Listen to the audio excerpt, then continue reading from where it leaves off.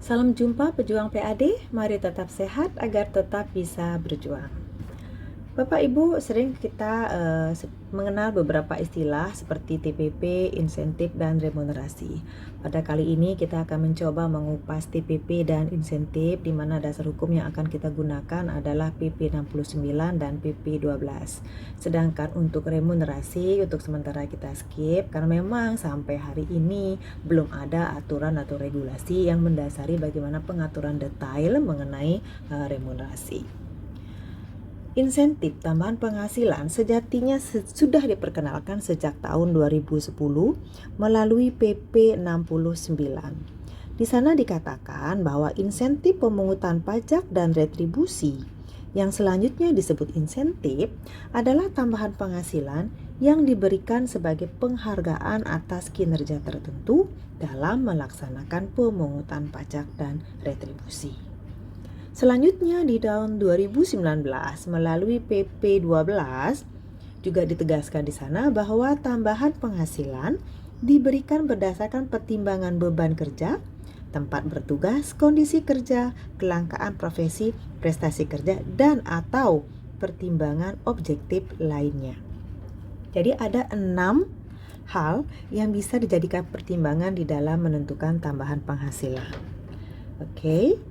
Lalu kemudian pada penjelasan pasal 58 di mana sudah diberikan batasan mengenai kelima unsur TPP.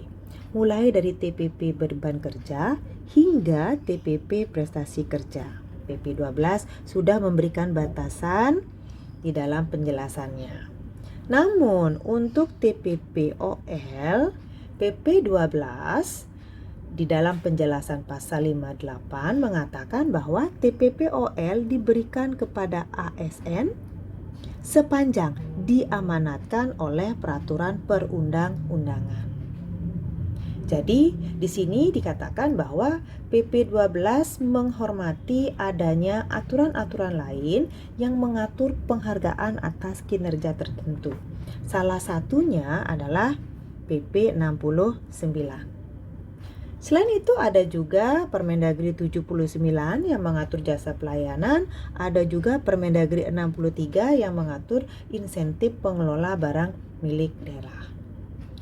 Singkat cerita Bapak Ibu, PP 12 sejatinya tidak membuat norma baru terkait tata cara pemberian insentif. Hanya saja PP 12 memperbaharui tata cara penganggarannya.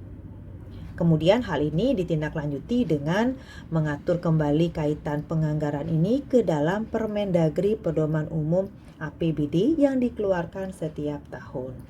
Sedangkan hal-hal lain mengenai siapa penerima, besaran alokasi penerima, kemudian syarat pembayaran insentif, kategori kegiatan yang bisa diberikan insentif, tetap tunduk kepada PP 69 tahun 2010. Jadi demikian posisi insentif ketika diperhadapkan sebagai bagian dari tambahan penghasilan. Dan memang insentif adalah tambahan penghasilan, seperti itu kira-kira. Namun memiliki kriteria yang berbeda di mana dia harus tunduk kepada amanat peraturan perundang-undangan yang melandasinya, yaitu PP 69 tahun 2010. Lebih jauh kita juga perlu mengupas mengenai siapa penerima insentif, lalu kapan bisa diberikan insentifnya, lalu harus bagaimana supaya mendapatkan insentif. Oke, langsung saja. Masih seputar PP 69 tahun 2010 di pasal 3 ayat 1. Di sana dikatakan bahwa insentif diberikan kepada instansi pelaksana pemungut pajak dan retribusi. Ini adalah salah satu yang membedakan insentif dengan 5 unsur TPP lainnya. Di mana insentif itu diberikan kepada instansi, sedangkan 5 unsur TPP lainnya, mulai dari TPP beban kerja hingga kelangkaan profesi atau prestasi kerja, itu dibebankan kepada seseorang atau bersifat personal, seperti itu. Lalu kemudian pasal 4 ayat 1. Dikatakan di sana bahwa instansi pelaksana pemungut pajak dan retribusi dapat diberikan insentif apabila mencapai kinerja tertentu. Jadi ada kinerja tertentu terlebih dahulu, baru instansinya itu bisa diberikan insentif. Lalu kapan bisa diberikan insentifnya? Di pasal 4 ayat 3 dikatakan bahwa pemberian insentif dibayarkan setiap triwulan pada awal triwulan berikutnya.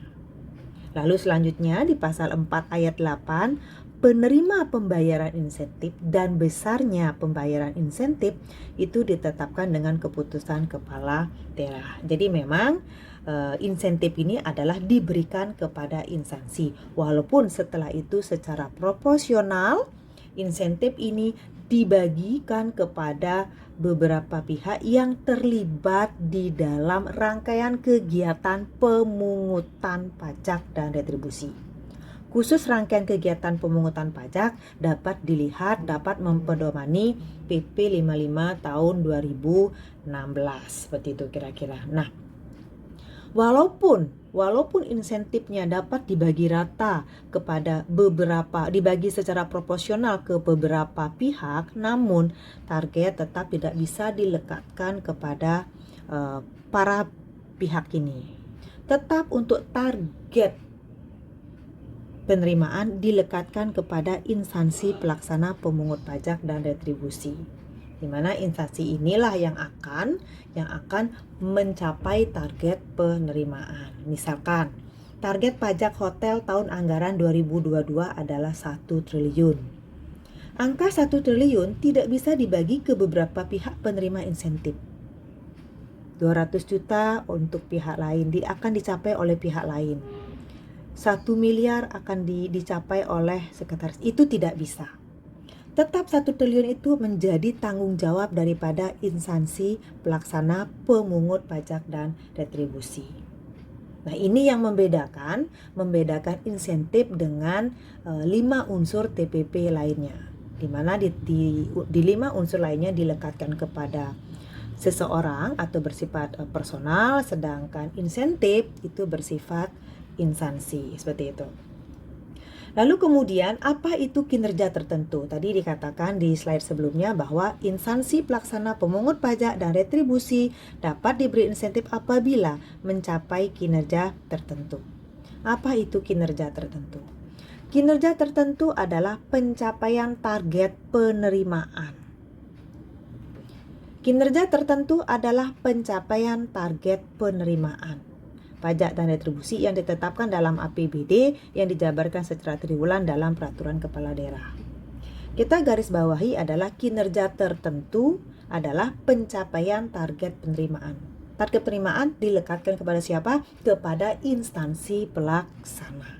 Seperti itu kira-kira. Itulah yang membedakan insentif dengan 5 unsur TPP lainnya.